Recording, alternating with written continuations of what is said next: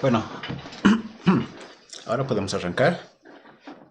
Pues buenas noches a todos, bienvenidos a la charla de experiencias de un freelancer.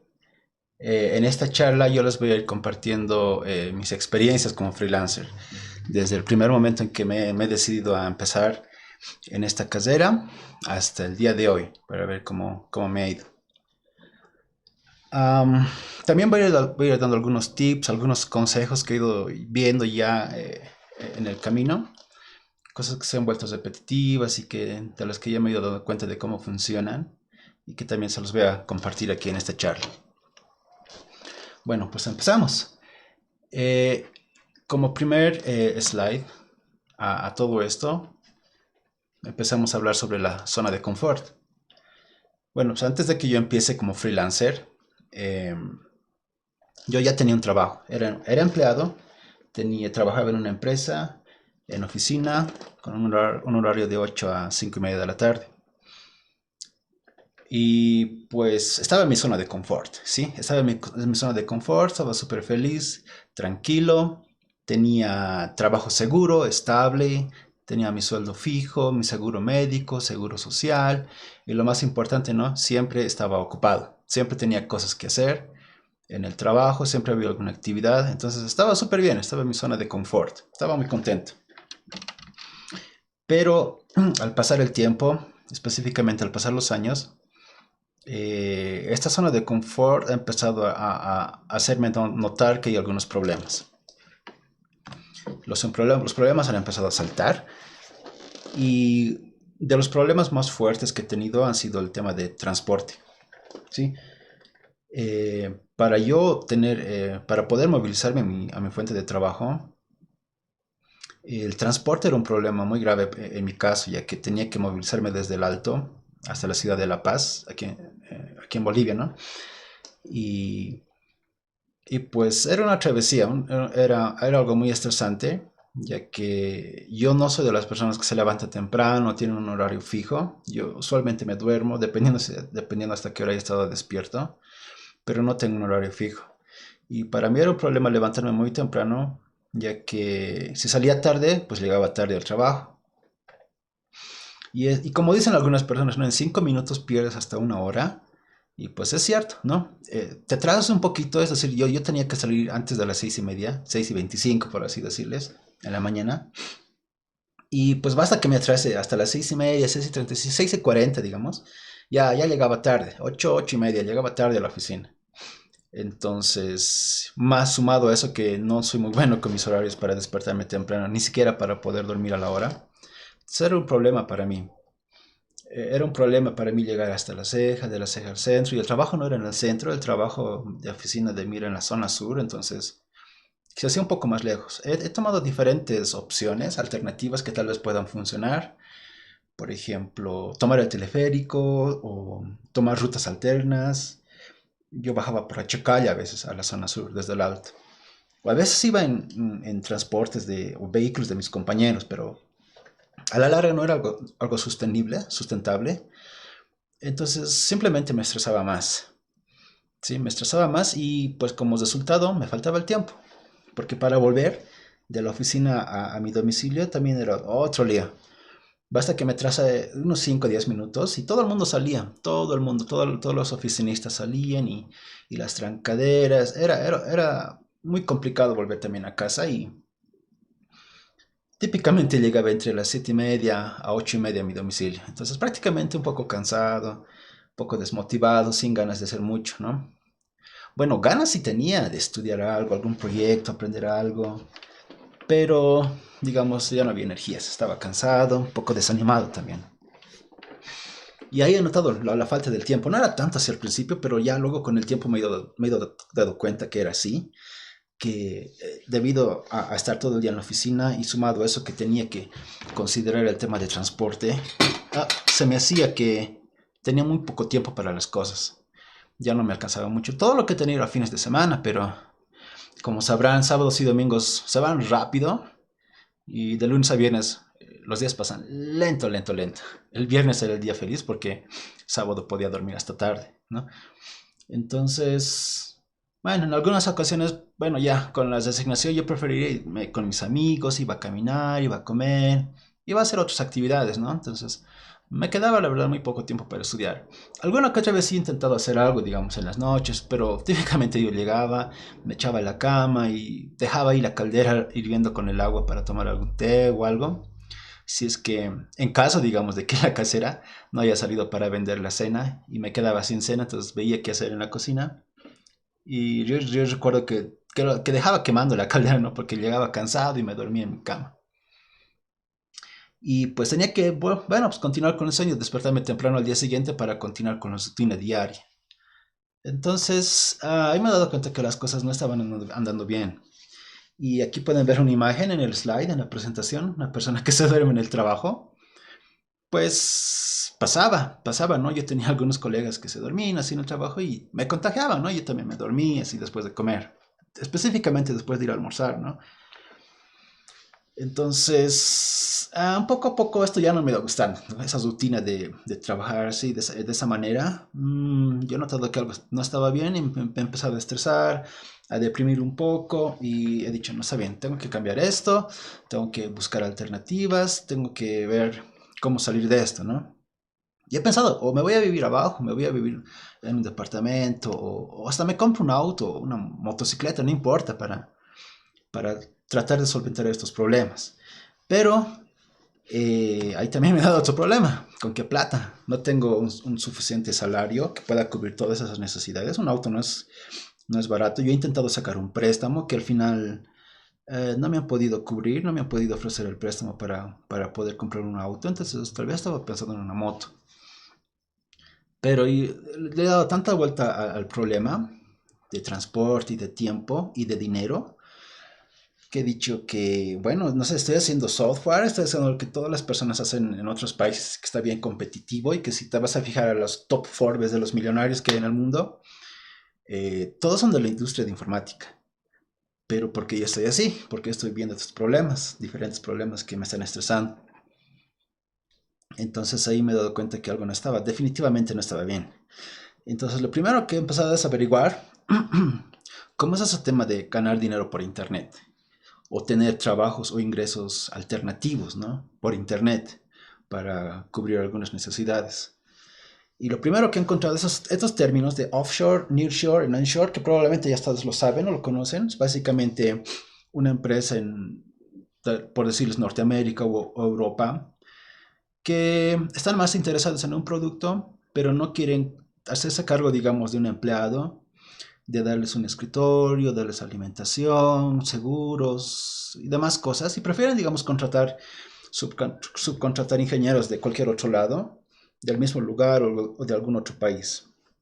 Entonces, cuando a la gente que van a contratar, digamos, está en otro lado del mundo, entonces se lo llama a eso offshore, cuando es un poco difícil la comunicación entre estos dos sectores, el contratista y el ingeniero o el equipo de ingeniería, donde por lo menos tienen entre 1 a 2 horas de comunicación, digamos, a lo que le dicen el overlap. Pero, digamos, se ahorra mucho dinero, ¿no? Hay gente que trabaja, digamos, en la India, digamos, y el otro tipo está en California. Entonces tienen así, de 1 a 2 horas para charlar, hasta 3 horas, digamos. Tal vez estén en Europa del Este, tal vez. Entonces la comunicación se hace un poco más distante. Pero cuando es nearshore, la zona horaria es un poco más reducida, dada a la disposición geográfica de los países que están en el negocio. Por decirles Bolivia, digamos, que está un poco más cerca a la zona horaria de California. En las empresas que son de tipo nearshore, normalmente se toma en consideración entre 2 hasta 4, 5 horas de zona de diferencia horaria. Y cuando se trata de onshore, es básicamente que están en la misma zona horaria y hasta pueden trabajar en la misma oficina, porque capaz estén en la misma ciudad o en el mismo país incluso. Pero como les he mencionado arriba, o más antes, estas empresas que buscan exportar esos servicios, bueno, básicamente quieren deslindarse de las responsabilidades que contrae tener un empleado y más bien solo pagar por el servicio, ¿no? Pagar por el resultado, por el producto. Y entonces preferirían, digamos, que trabajen en la misma hora, pero ya en cualquier otro lugar. Ellos ven donde puedan trabajar. Entonces, este es el negocio del hombre en el medio, ¿no? Que agarra a los ingenieros, digamos, de alguna región en específico y ven con qué cliente pueden conectar en Norteamérica o en Europa. Esto es algo que no me ha gustado, se los he dicho a varias personas. El hombre en el medio que, digamos, se baja una parte de lo que le va a cobrar. Y pues, en mi opinión, he visto que es nomás una buena parte que se baja, digamos, para hacer no mucho, solo simplemente conectar entre ingenieros y clientes. Y por eso he tratado de alejarme de ese escenario lo más posible. Creo que Donald Trump incluso quería regularizar esto porque empresas de tipo onshore en California hay varias, hay muchas empresas que traen, ¿no? Gente brillante, que son capos, pero de alguna forma los americanos se quedan sin trabajo, ¿no? Por ese tema del outsourcing. Entonces, sí he dicho, tal vez ahí está el problema, tal vez por eso no estoy ganando bien, tal vez por eso no puedo tener incluso tiempo de control de mi tiempo. Entonces he dicho, buscaré alternativas, buscaré qué opciones tengo. Entonces, como les comentaba, ganar dinero por internet, ver qué opciones hay afuera. Entonces, soñar un poco, imaginar, decir, sería ya súper genial trabajar desde casa, hacer las cosas desde mi casa, desde mi cama o desde mi sillón, desde mi escritorio, o incluso desde cualquier otro lado, porque siendo freelancer puedes movilizarte y trabajar desde donde quieras. Entonces, un poco de imaginar ahí qué tal, qué bien sería trabajar desde donde sea. Y obviamente yo también googleaba un poco y veía los salarios de otras personas, de consultores, freelancers en diferentes áreas, quién ganaba más, qué industria. Entonces veía buenos salarios y yo decía, pucha, yo quisiera ganar esos salarios, qué buenos salarios. No importa la mitad, yo sería chocho, tendría todo lo que necesitara, todo lo que necesitaría con ese salario. Entonces, he encontrado buena motivación viendo qué hacen otros, qué posibilidades hay, qué salarios, qué flexibilidad hay cuando uno trabaja por su propia cuenta. Se he dicho súper, está bien, yo quiero hacer esto. Entonces he empezado a averiguar, bien, ¿por dónde empiezo? ¿Qué necesito? ¿Qué hacer? Primero entender qué es eso de freelancing. Y pues no es más ni menos algo natural, algo que las personas han ido haciendo siempre, desde hace mucho tiempo atrás. Este, por ejemplo, es un pasaje de un libro antiguo que no he leído, pero que he encontrado la referencia en internet, The Bride of Lammermoor, del siglo XVIII, y que hace referencia a algo que es freelancers, ¿no? Personas que se unían a ejércitos, a grupos de choque, etcétera, ofreciendo servicios, ¿no? Para ir a pelear, para hacer diferentes cosas. Eso también se veía en la Japón feudal, donde había estos shinobis, samuráis y demás que se unían, ¿no? A un señor feudal para cumplir algún servicio y se iban con el que mejor pagaban. Y no se quedaban a trabajar con él para siempre, sino que incluso podían ir a trabajar para el enemigo y pues no tenían ningún tinte, ningún color político, ni de religión, ni de región, ni de ciudad, nada. Eran totalmente independientes. Simplemente se iban a trabajar con quien mejor les trataba, con quien mejor les pagaba. Entonces, si nos ponemos a pensar en esto, incluso podemos pensar en las familias norteamericanas de aquellas épocas donde tenían negocios familiares, hacían cosas por ellos mismos. No es que iban a trabajar a empresas ni aplicaban a nada de eso, simplemente armaban un negocio familiar, se especializaban y abrían su nicho, su mercado. Algo similar podemos ver en nuestro país, específicamente en nuestra región, en el occidente, donde la gente se dedica mucho más al comercio y pues por instinto, por naturaleza, hace algo que les parece bien, donde ellos pueden manejar su tiempo, sus ingresos, sus ganancias, pueden manejar sus propios riesgos. Ellos se hacen cargo de sí mismos, no tienen que aplicar a ningún otro lado. Entonces, algo muy normal, algo que ya la gente lo ha ido haciendo hace mucho tiempo, que uno tenga control de las cosas en su trabajo. En sí, el freelancer es alguien que trabaja por su propia cuenta, alguien que lleva el estilo de vida que se le antoje y nadie le dice nada. Pero también vienen responsabilidades, ¿no? Hay que ser mucho más responsable y mucho más serio con algunas cosas para al momento de asumir ciertas tareas.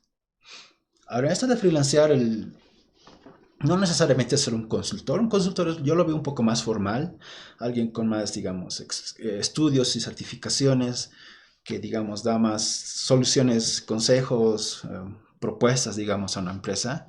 Pero el freelancer, digamos, es alguien más informal, alguien que va, hace y resuelve y entrega un producto, digamos, funcionando.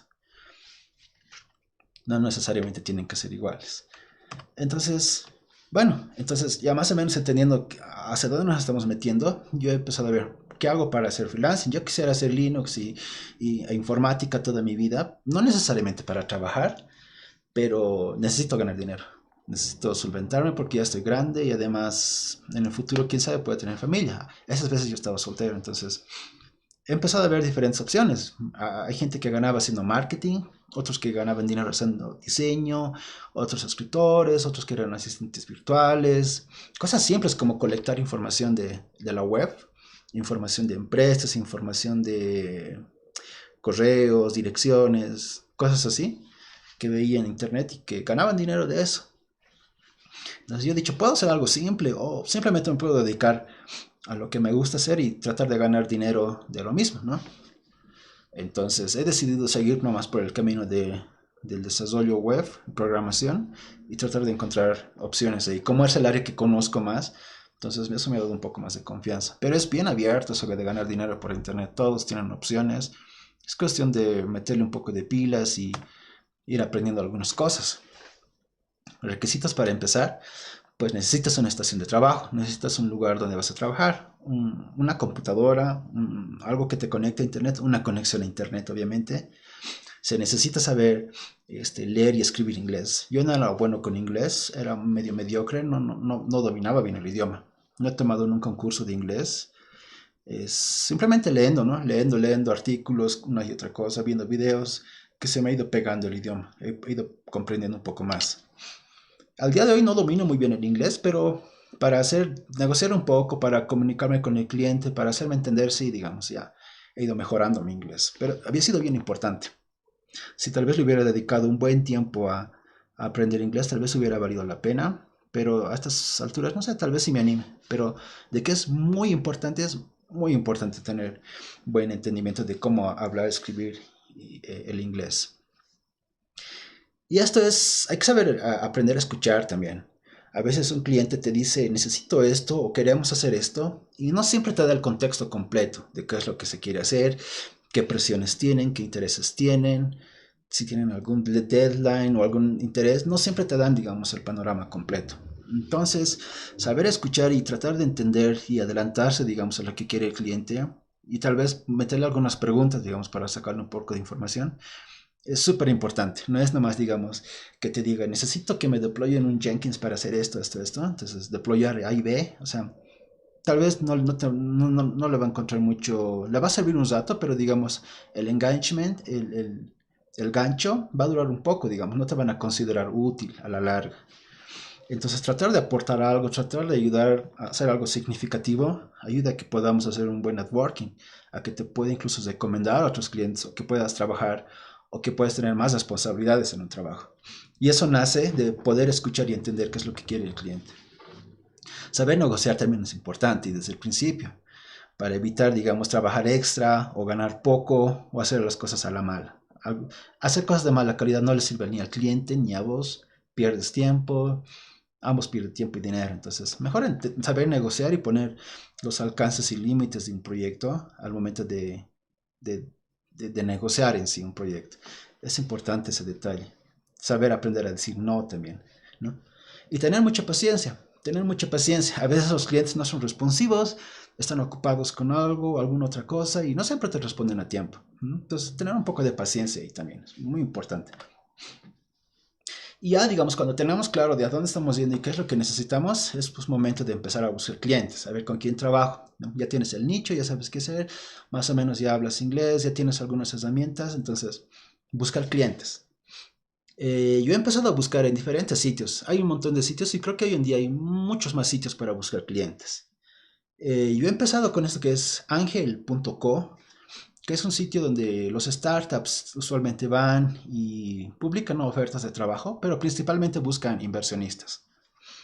Entonces, para mí ha sido como una mina de oro, porque hay un montón de opciones, pero lamentablemente no todos son remotos, ¿no? Algunos quieren a los trabajadores en sus propias oficinas, en Estados Unidos o en Europa. Pero, sin embargo, hay algunas opciones, hay algunos que están remotos, entonces yo de vez en cuando sí miraba, buscaba alternativas, a ver con quién podría trabajar. mandaba mi currículum, trataba de ponerme en contacto y a ver si podíamos tener algo, ¿no? Alguna sesión de entrevistas o algo así. De hecho, en Angel.co es donde he encontrado mi primer cliente, que era de tiempo completo, y sí, ha sido muy buena experiencia, pero no era el primer lugar donde he conseguido trabajo.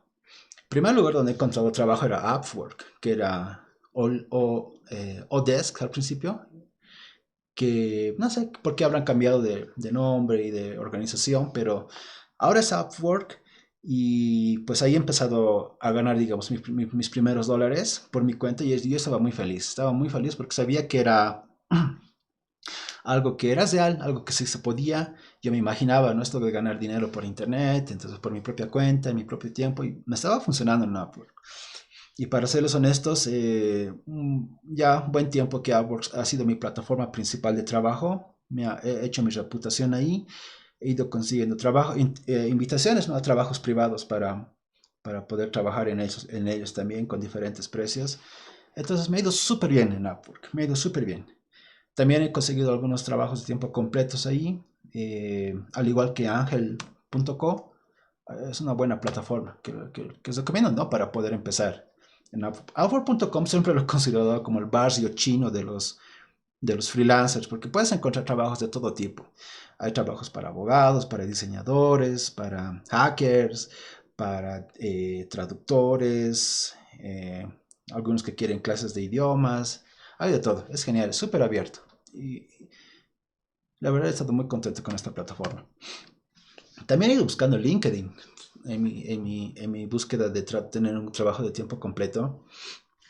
En LinkedIn encuentras entre recruiters que te contactan y te hacen entrevistas o empresas para las cuales publican, ¿no? Que necesitan un rol en específico a las cuales puedes aplicar.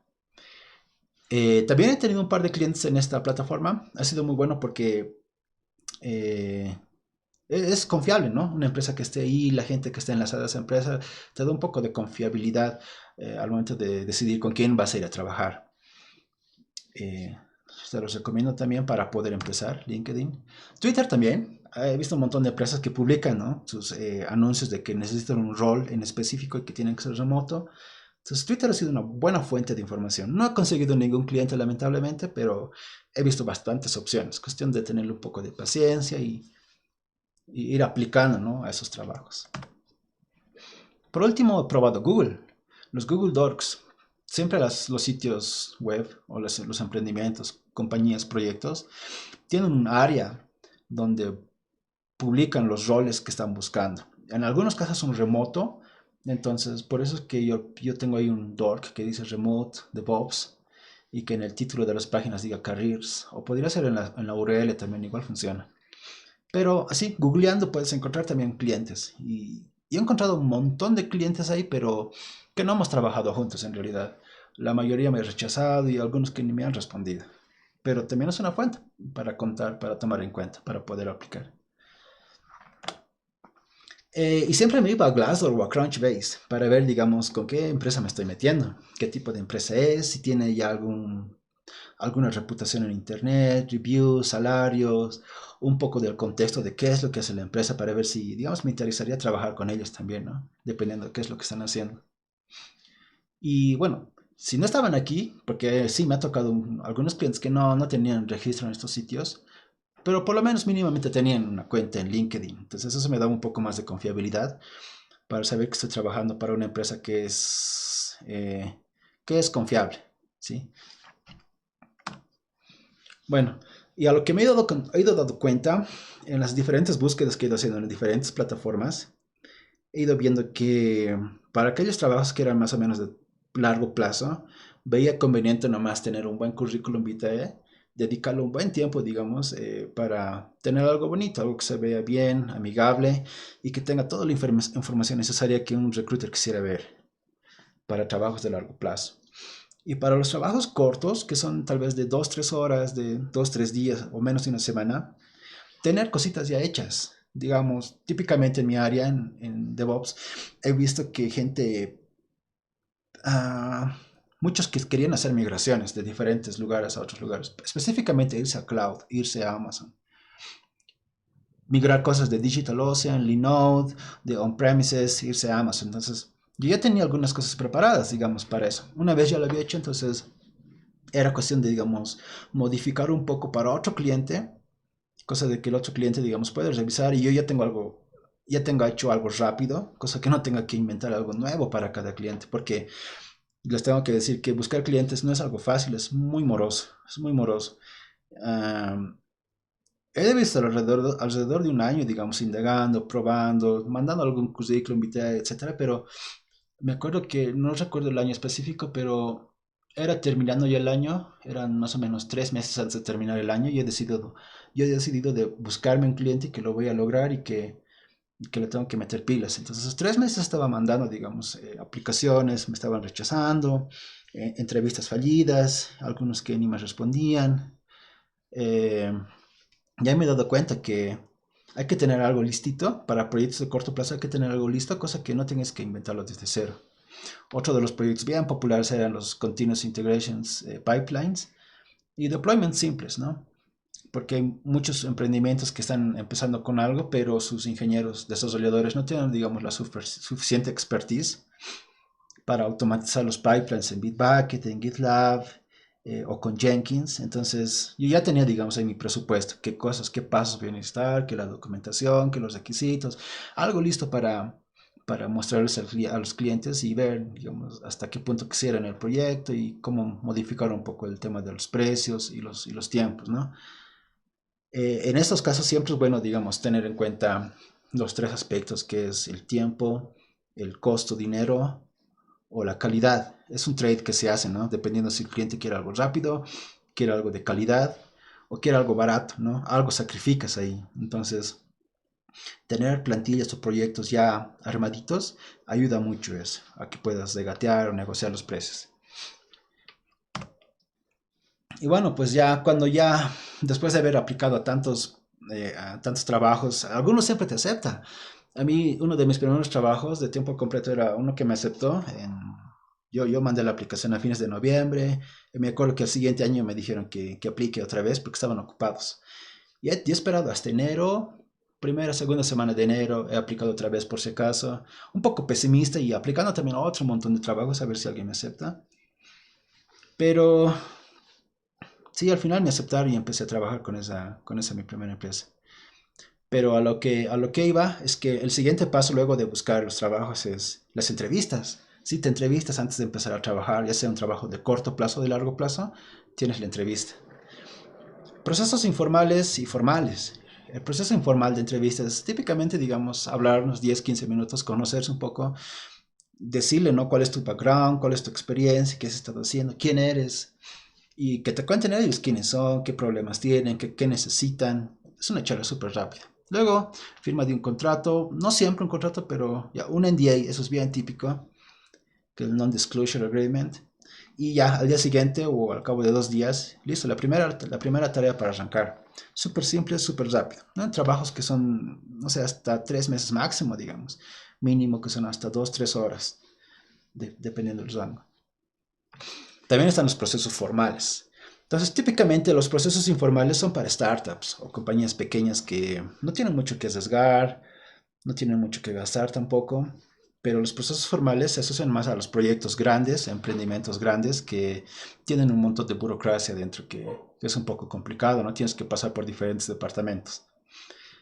Eh, Típicamente, esa es la presentación de una propuesta o de una solución que va a resolver algún problema o que ha preguntado, digamos, la compañía o la empresa. O simplemente enviar tu currículum, dependiendo con qué compañía estés tratando. Pero empieza por ahí, ¿no? Para que te revisen, para que vean quién eres. Y luego, si están interesados, te mandan con HR, con recursos humanos, para que puedan conocerte un poco más, ¿no? Tus intereses, tus ambiciones, que en realidad para mí es una prueba técnica de inglés, para ver si hablas o no hablas en inglés y si puedes articular tus ideas bien o no, si puede ser un recurso valioso para ellos o no. Luego de eso te hacen entrevistas técnicas, ¿no? Para probar tus conocimientos generales, para ver qué tan bueno eres en el área que dices. Y si todo va bien, entonces pasas a otra entrevista. Esto no es tan común, digamos, más entrevistas técnicas. Una sola es suficiente, pero algunos te piden más entrevistas. Algunos te piden entrevistas en diferentes dominios. En el área de DevOps o de informática en general te hacen entrevistas de, a ver, conocimientos en redes, programación, arquitectura de software, programación o algoritmos, lo que estaba diciendo. Y así. O si no, te pasa, ¿no? Primera entrevista, digamos, con el CTO, te hacen la entrevista después con el director de ingeniería, te hacen la entrevista con el team lead, y así, ¿no? Diferentes niveles de lo mismo, pero diferentes niveles. O sea, en realidad varias charlas que pueden llegar a ser pesadas.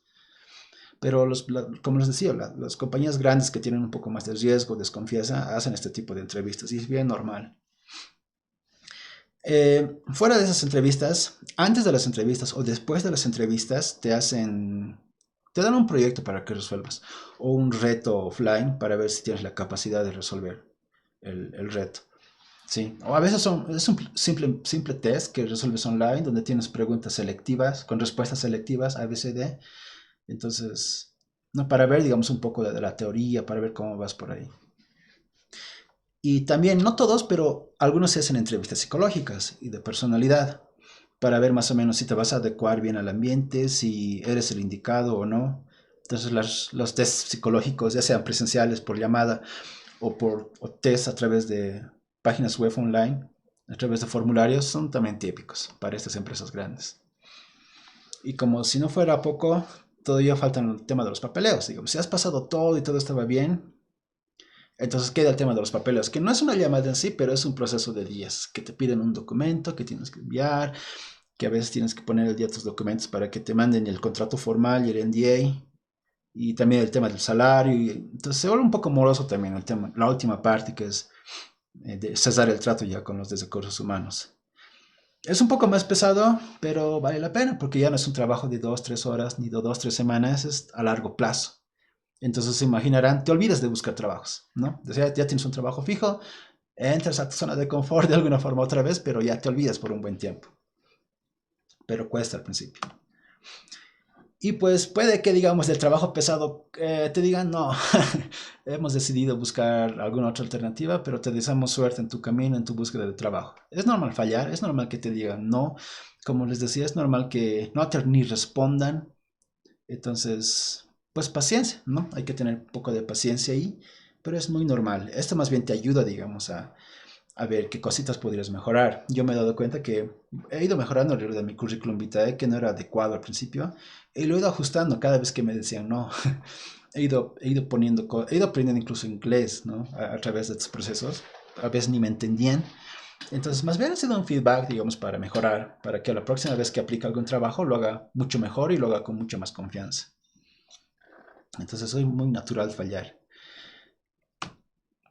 Bueno, pues, pero una vez ya, digamos, están contentos con las entrevistas, ya has encontrado a tu cliente, ya es el momento del final del contrato, no es algo que puedes firmar a ojo ciego, tienes que prestarle mucha atención a los documentos que estás firmando. Y lamentablemente son 3, 4 hojas, tal vez, sí, digamos 3, 4 hojas de textos en inglés. Y sí, aquí están las letras chiquititas también que tienes que leer, que tienes que prestarle mucha atención. Eh, Porque puede haber cosas muy ambiguas, terminología muy vaga, muy abierta, que puede dar sugerencia a doble sentido de interpretación de los términos del contrato. Entonces, mejor que todo esté explícito y mejor que todo esté claro. Eso es muy importante. Aquí tengo unos puntos para considerar al momento de firmar un contrato y son que esté explícitamente detallado qué días vas a trabajar y de qué hora a qué hora vas a trabajar. Sí, es muy importante.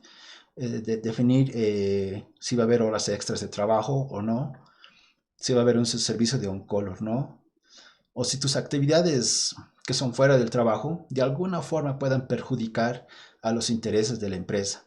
Entonces, a veces te ponen cosas ahí muy vagas. Yo no, más bien nunca he tenido problema con eso de los contratos, pero sí al final he visto que, mucha no, era que le dé una mirada y tratar de entender bien esto. Y en algún caso sí he pedido que modifiquen el contrato, lo cual ha hecho que el proceso de contratación sea un poco más largo por el tema de coordinar. Por ejemplo, en el servicio on-call, a mí me tocó un contrato donde decía que yo tengo que responder al cliente inmediatamente en cualquier caso de que ellos se comuniquen conmigo, específicamente si hay incidentes. Entonces yo tenía que ser responsivo y decía en cualquier momento, o sea, no ni siquiera decía de lunes a viernes, ni de tal hora a tal hora, no decía nada. Era muy abierto la terminología. Y ha sido así, me han empezado a molestar y yo supuestamente tenía que haber respondido a cualquier momento. Pero más bien hemos hablado y hemos ajustado un poco los salarios y las responsabilidades para ese rol, porque es un rol aparte, 24/7, es un rol muy diferente, muy aparte. Pero al final se ha aclarado, más bien no ha habido problemas ahí. En otros contratos he tenido partes donde decían que yo no podía hacer nada que pueda competir con los intereses de la empresa. Y eso incluso podría haber caído en el tema de freelancing. O sea, yo trabajaba para una empresa, tenía tiempo completo, pero podría hacer otras actividades en mi tiempo libre, hobbies, o incluso podía seguir freelanceando más. El mismo hecho de que estoy freelanceando podría haber sido un conflicto para la empresa, en el sentido de que yo estoy freelanceando, trabajando para otros trabajos pequeños, que mi atención está en esos trabajos pequeños. Mi atención, mi concentración y energías ya no están, digamos, en mi trabajo principal. Ellos podrían haber tomado podrían tranquilamente, digamos, empezar algún proceso legal argumentando que mis otras actividades son conflictivas con los intereses de la empresa. Eso porque la terminología es muy abierta, tiene que ser bien específica, tiene que ser muy específica. Entonces, es bueno prestarle atención, evitarse problemas y leer nomás esas tres, cuatro hojas de contrato y hacerlo modificar. Estar seguro, ¿no? Que estás firmando un contrato seguro y que no te van a molestar por nada. Los NDA, los Non-Disclosure Agreement, son bien típicos para que no hagas revelaciones de la empresa de qué es lo que está haciendo, cómo lo están haciendo, quién está trabajando, qué software están usando, qué planes tienen. O sea, no tengas que revelar nada de las empresas ni a tus amigos, a nadie en realidad. Peor a la competencia. Eso es bien típico de las contrataciones. Siempre, de hecho, primero es el NDA y después ya te dan el contrato para que lo puedas firmar digitalmente. Estas cuestiones legales que les tenemos que prestar atención y no pasarlos por alto simplemente. Y bueno, el contrato ya está firmado, es pues empezar a divertirse, ¿no? Empezar a hacer el trabajo, por fin empezar a hacer lo que quieres. Pero hay que considerar otras cosas. Principalmente la comunicación. Tienes que considerar que cuando ya empiezas a trabajar en tu oficina, es decir, en tu escritorio, en tu casa, donde quiera que estés, ya no están tus colegas, ya no están con los que trabajas, tu project manager no está ahí, o sea, estás solito, ¿no? Entonces tienes que cuidar tus dependencias. No siempre vas a trabajar solo, vas a tener un equipo en el que te dan tareas, uno hace una cosa, el otro hace otra cosa, vos te toca hacer algo. Imagínate que para el viernes, digamos jueves en la noche, tú has planificado hacer algo que deberías haber hecho en la tarde, pero la entregas el viernes, pero has decidido hacerlo jueves por la noche. Y lo haces, empiezas a trabajar, pero te das cuenta que tienes una dependencia. No te han pasado un archivo o una contraseña o algo, no te han pasado. Y la persona que debería pasarte se ha dormido ya, está en el otro lado del mundo, entonces no tienes contacto. Entonces arruinas la entrega, ¿no? Quedas como negligente por no haber prevenido tus dependencias. Entonces es bien importante entender que las personas están en diferentes zonas horarias, están en diferentes horas y tienes que prever eso para las tareas que vayas haciendo. Yo de hecho tenía una aplicación en mi celular que la he comprado, incluso era Bad Buddy, si no me equivoco, donde tenía un montón de zonas horarias de mis clientes, de mis colegas, para entender, ¿no?, en qué zonas horarias están y para que no me esté olvidando de algo, por si tengo que preguntar o si necesito algo de alguien. Entonces yo al hablarle me aseguraba de que estaba conectado, ¿no?, para no tener este tipo de problemas. Al principio sí he caído en esto, ¿no? Muchas veces he caído en esto, pero con el tiempo he aprendido que se puede prevenir. Hay quienes tienen canales de comunicación preferidos, a quienes le prestan más atención a un email o un chat en Slack, principalmente por el tema de la diferencia horaria, ¿no? Que están en diferentes lugares y la comunicación asíncrona es lo que va a solucionar, supuestamente debería solucionar los problemas ahí. Entonces hay quienes ven más el email, otros el chat, otros que simplemente ven el Jira, digamos, los tickets en el Jira o en Trello, dependiendo de lo que se use. Entonces hay que acostumbrarse a eso. Específicamente en proyectos pequeños, cada uno tiene su preferencia. Yo voy a ver los emails, yo voy a ver el chat en Slack, no voy a atender los privados, solamente los canales. Entonces hay que ser un poco tolerante y abierto y tratar de adaptarse al equipo. Cada equipo es un mundo diferente, tiene su propia cultura, entonces hay que ir adaptándose también ahí.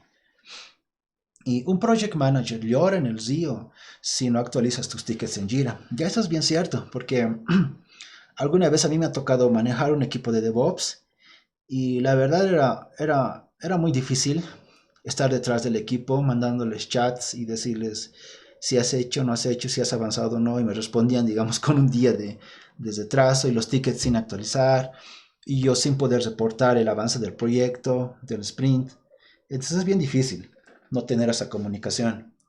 Al final, uno puede llegar a perder el trabajo por eso, ¿no? Que te despidan y por simplemente no haber comunicado, no haber sido eficiente en la comunicación. En esos trabajos donde los equipos son remotos y están en diferentes partes del planeta, la comunicación es muy importante. Y si no estás ahí para responder en ese momento, entonces dejas un mensajito, ¿no? Para que lo lean después y así el otro sabe qué has hecho o qué no has hecho, o qué te falta o en qué estás bloqueado.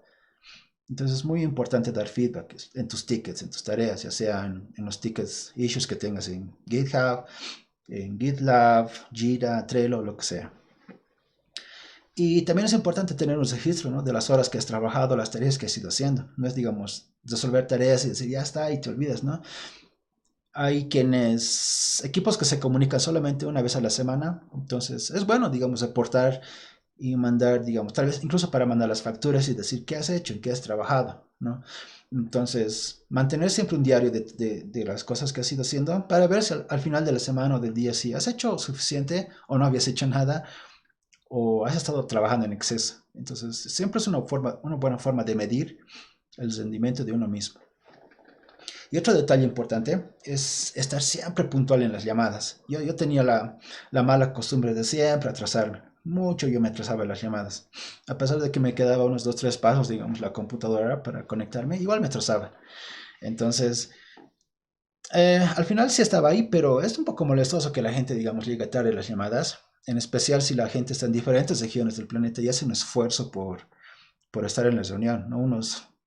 Uno está a las 10 de la noche conectado y le dices que espera unos 10 15 minutos más, es molestoso para uno. Con el tiempo ya me he ido acostumbrando, he quitado ese mal hábito y es algo que también les puedo decir a ustedes. Es muy importante la puntualidad en los meeting calls. Hay gente que incluso está conectado antes de una meeting call. Ya, bueno, entonces esto es lo genial, ¿no? Ya empiezas a freelancear, ya empiezas a hacer el trabajo y pues dependiendo de qué tipo de proyecto te haya tocado o empresa, ¿trabajas solo o trabajas en equipo? Eh, Típicamente en proyectos es tipo startup, sí trabajas solo porque no hay mucha frecuencia de comunicación y las cosas a hacer son mínimas o son simples. Entonces vas a una reunión, entonces te dan la semana, toda la semana trabajas cuando quieras y implementas algo y a la siguiente semana dices, aquí está, entonces lo implementas solo. Pero cuando ya tienes un equipo de tu misma área, de tu mismo rol, entonces está ahí, ¿no? Los daily stand-ups, la comunicación diaria de 10 15 minutos para ver cómo está manejándose el proyecto.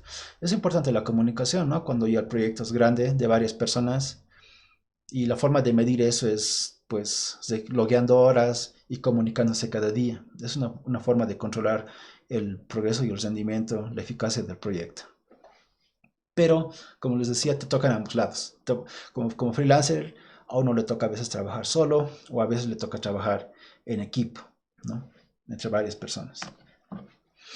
Bueno, y una vez ya vas trabajando, va llegando el tema de los pagos.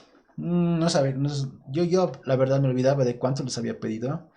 Cualquier monto estaba bien para mí, con tal de trabajar yo en mis horas y que me paguen bien, porque lo que pagan afuera es nada más bien, incluso los rates mínimos. Pero luego evaluaba, creo que estoy cobrando muy poco. Yo decía, creo que puedo cobrar un poco más porque estoy haciendo más cosas, estoy tomando más roles, más responsabilidades, estoy aprendiendo más cosas. Entonces es algo que puedo cobrar más. Y yo me ponía a averiguar en internet. Y esta infografía que tengo aquí en la pantalla es básicamente una referencia de virusdev.com y que pues se relaciona a otras búsquedas que cada uno puede hacer, que yo también hacía en relación a los precios que usualmente un freelancer gana por el trabajo de freelancer. Ahí podemos ver un ejemplo de un sueldo de 80 $150 para una persona que vive en los Estados Unidos. En realidad, eso asciende hasta $200. Eso lo he discutido, lo he visto cuando he tenido la oportunidad de estar en Los Ángeles, gracias a un trabajo de freelancer también. He podido discutir eso y es normal, digamos, que llegue hasta $200 la hora. Pero para una persona que está fuera de Estados Unidos, cualquier otro lado, específicamente en este caso Latinoamérica, según Bailes es normal el precio entre 40 y $70. Eh, es cierto que sí llega hasta $70. No he visto muchos casos que sobrepase eso. Hay casos específicos, pero son bien contados. Es típicamente que llega así a los $70, pero el rate mínimo no es $40. Hay gente que trabaja desde los $20. Yo en mi primer trabajo estaba ganando $25 por trabajos pequeños que eran de horas, y mi primer trabajo de tiempo completo era un poco más, pero no era $40, era por la base de los $20. Entonces eso es un poco menos. Pero aún así sigue siendo un buen salario. De 20 a $70 es un buen rate, ¿no? Es cuestión de negociar cuánto sabes, cuánta experiencia tienes, cuánto puedes aportar a la compañía, y en base a eso, digamos, negocian algo que te pueda convenir. En cualquier caso, es un buen rate. A uno le va bien con eso. Pero fuera hablando de esos costos, hay otros puntos que sí me gustaría recalcar que pueden ser medio controversiales. Es el tema de que las horas extras cuenten. En muchos contratos, como les decía, pueden ser bien específicos con los momentos en los que uno te quisiera ver online y en tales días, pero es inevitable, digamos, que algo pase en un fin de semana o en una noche, digamos, tuya, o en una madrugada, que son horas extras.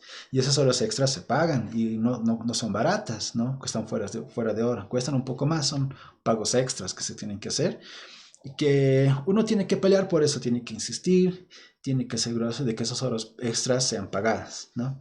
Ningún trabajo es gratis. Yo en un principio he cometido el error de no cobrar horas extras o cobrar barato, pero ahora ya me he ido dando cuenta y lo he hecho un hábito, que las horas extras se tienen que pagar. Otro tema medio controversial es el tema de que un trabajo por hora y uno de medio tiempo, perdón, uno de tiempo completo, no necesariamente tienen que variar en el tema del rate por hora. Algunos te dicen, ¿y cuánto cobras por hora? Tú les dices esto, ya, entonces, ¿cuánto cobrarías full time entonces? Entonces, si te pagamos, si te damos más trabajo. Eso, pues simplemente multiplicar por 160. No debería variar, no debería haber ningún cambio ahí porque estamos hablando en realidad del esfuerzo y del sacrificio que ha hecho una persona, digamos, para aprender algo, de las experiencias que ha ido tomando y del valor, ¿no? Agregado que le va a dar, digamos, al cliente al momento de trabajar. Entonces, en sí no se habla mucho del valor del tiempo ahí, sino del valor bueno, no del valor del dinero en sí, sino del tiempo que uno ha invertido, que, que es a lo que uno le da más valor. Y pues no son diferentes, son lo mismo, solo es una multiplicación. 2 horas, 3 horas, digamos, cada hora va a tener el mismo rate.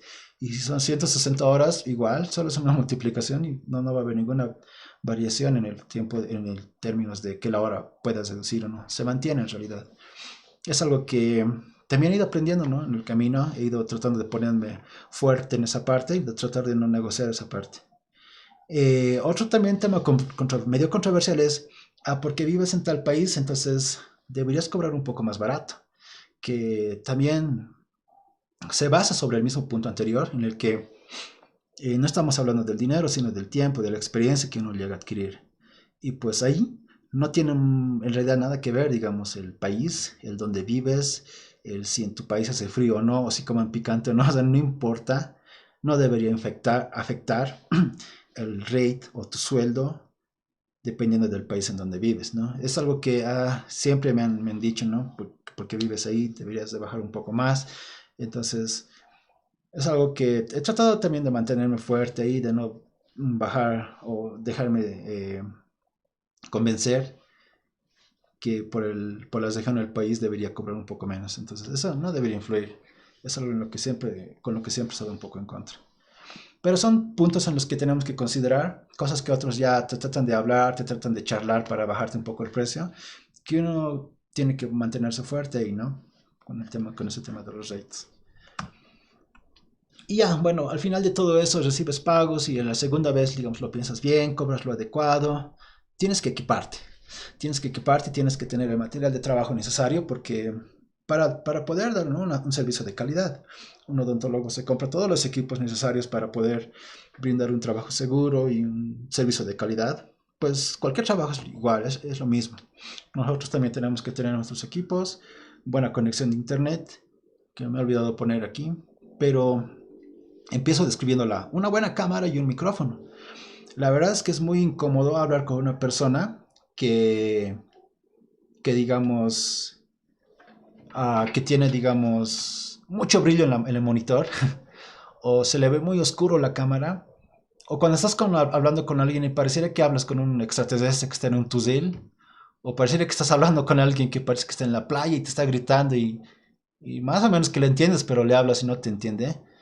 Entonces, son situaciones muy incómodas y por eso les digo, les recomiendo como freelancers o a uno que se animen a ser freelancers, tener un equipo bueno para que te puedas tener una comunicación fluida y clara y transparente. Muy buena, una muy buena comunicación. Vale la pena invertir en estos dispositivos. Un buen monitor, dependiendo si uno trabaja mucho o no, buscar un buen monitor que no emita tanto rayo azul que pueda dañar o más que todo cansar o fatigar la vista, muy recomendable. Teclados y mouses ergonómicos, digamos, si hay quienes, digamos, tienen ciertos problemitas en la mano, otros por comodidad o lujo, ya uno se va equipando con lo que le interesa. Una buena computadora. Yo en un principio trabajaba con una laptop que calentaba mucho, hacía mucho ruido. No me importaba, digamos, era mi primera laptop. Lo había comprado con un primer trabajo y un préstamo más que me había hecho. No me interesaba mucho, pero cuando uno quiere hacer un poco de multitasking, tener a un cliente, digamos, deployándole algo de Kubernetes, haciendo, digamos, pruebas locales, con otro, digamos, preparándole un pipeline y armando algo con Node.js que te come más recursos. Por decir, otro cliente al que le estás automatizando la configuración de algún servicio y tienes ahí varios backgrounds corriendo localmente. Entonces, en algún punto se necesita, digamos, tener buenos recursos para que puedas hacer, digamos, un trabajo eficiente y puedes hacer varios trabajos al mismo tiempo, ¿no? Porque no te vas a quedar mirando, digamos, la pantalla mientras, es decir, Terraform está subiendo cosas, no te vas a quedar esperando 2, 3 minutos, puedes hacer algo más. Entonces, yo he preferido comprarme una computadora ahora. Bueno, antes cuando era soltero, con mi computadora me iba a trabajar a donde sea, pero ahora que estoy mucho más en casa y dada la situación también, he optado más por una PC, que para mí la veo un poco más poderosa, más estable, de mucho mejor rendimiento, ¿no? Equiparse con materiales necesarios para que uno pueda trabajar bien. Lamentablemente no puedo hablar muy bien de los escritorios, tengo un escritorio muy antiguo, es muy antiguito, no hay los escritorios que me hubieran gustado, los stand-up desks, donde los aprietas un botón y el escritorio se sube, les aprietas el botón y el escritorio se baja, no tienes que estar trabajando todo el tiempo sentado, ¿no? No tenemos esos escritorios por aquí, los he buscado, pero entre más cómodo sea, entre más cómodo tenga este ambiente de trabajo, mucho mejor. El software también es muy importante. Cuando yo era muy usuario de Mac, de OS X, sí me compraba algunos software que me ayudaban con el manejo de mis tareas. Específico el tema de OmniFocus, que es un manejador de tareas muy completo, muy bueno, que se integra con un montón de cosas y que lo usaba, ¿no?, en mi laptop, lo usaba en mi celular también. Es muy amigable, muy bueno. Me ha gustado mucho, la verdad. Era un poquito caro, pero ha valido la pena. Realmente ha valido la pena para cosas que yo hacía personalmente y para mis clientes, para las tareas que iba haciendo. Entonces, era realmente genial. Pero cuando me he cansado de OS X y he querido usar Linux y he migrado a Linux otra vez, esta herramienta no soportaba Linux. Entonces he migrado a Task Warrior.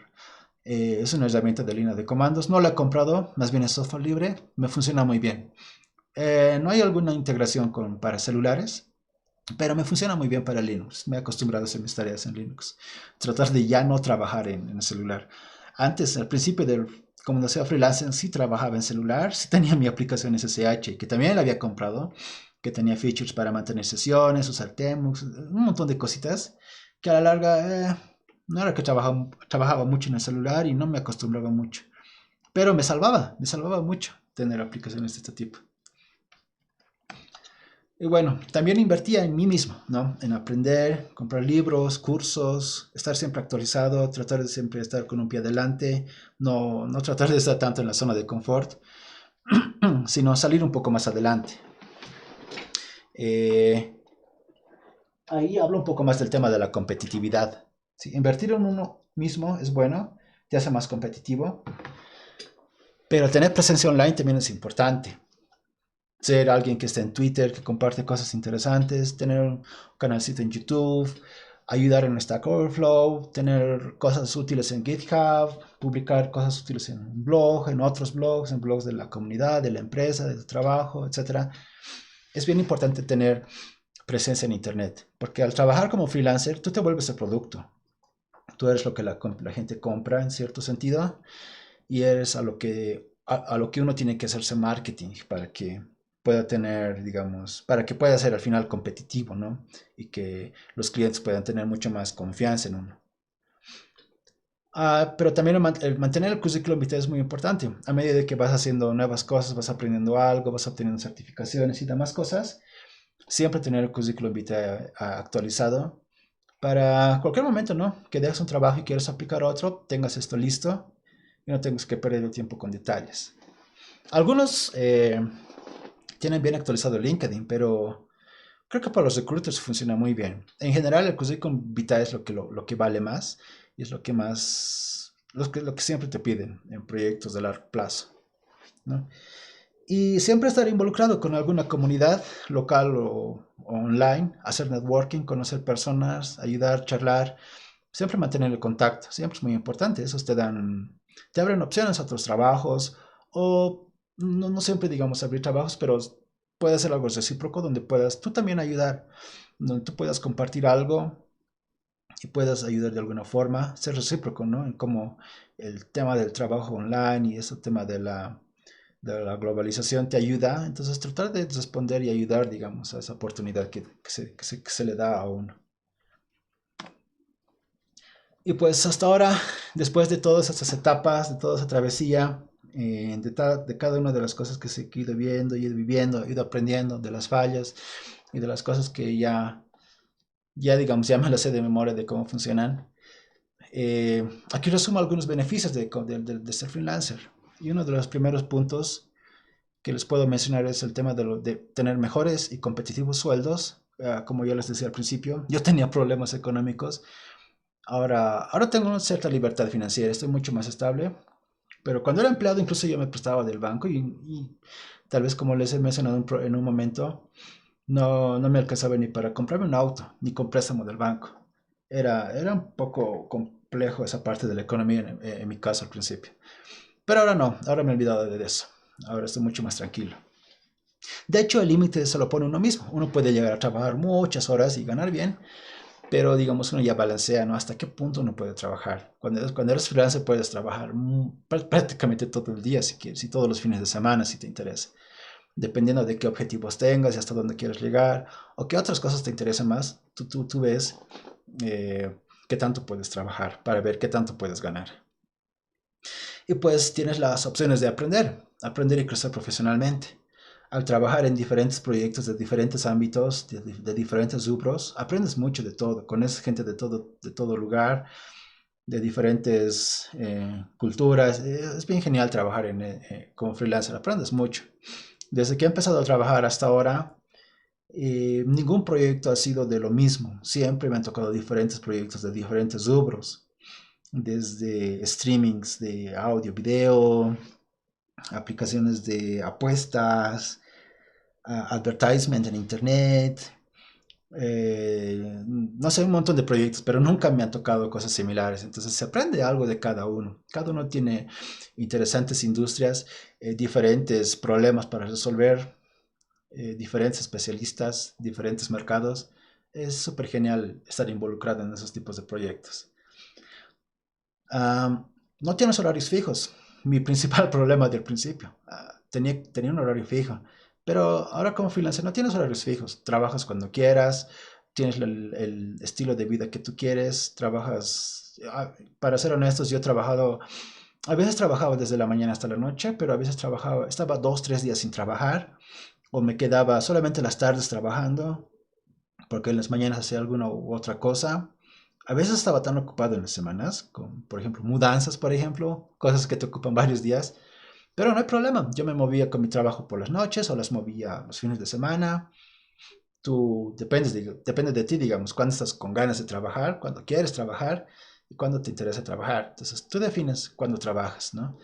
Y pues obviamente, dado a las restricciones y al tema de la geografía y de la zona horaria, eso, la mayoría de los freelancers son flexibles y comprensibles, digamos, cuando les dices, "Hey, mañana quisiera no trabajar, tengo algunas cosas que hacer", y te entienden, te comprenden. De hecho, es muy normal que uno pida permisos así repentinamente, pero también, como les mencionaba al principio, hay que asumir las responsabilidades.